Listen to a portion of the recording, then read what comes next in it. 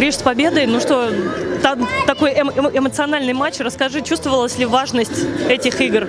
Ну, конечно, это только первая игра, очень важная. Нам надо было выиграть ее, мы это сделали. Надо уже готовиться на завтра, потихоньку забывать и работать завтра. Думали о том, что главное не удаляться?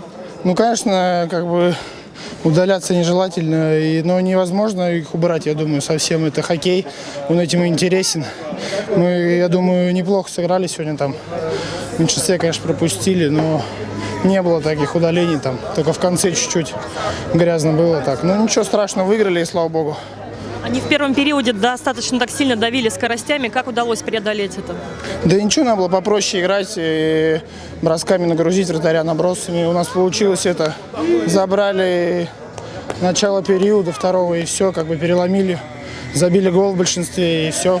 Более-менее нормализовалось. Уже мы были там фаворитом .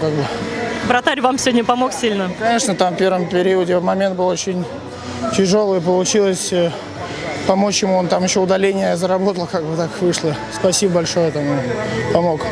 Такие массовые драки сегодня были в конце игры, особенно как это отразится на следующем матче? Ну, конечно, это еще раз показывает то, что это непростые игры за плей-офф, там за 4 очка. И никто не хочет просто так отдавать. Они показывают, что они там могут. Но мы здорово выступили, ребята побились. Молодцы, и с болельщиком получилась такая игра результативная, еще и драка. Спасибо им большое. Поддержали нас в трудную минуту.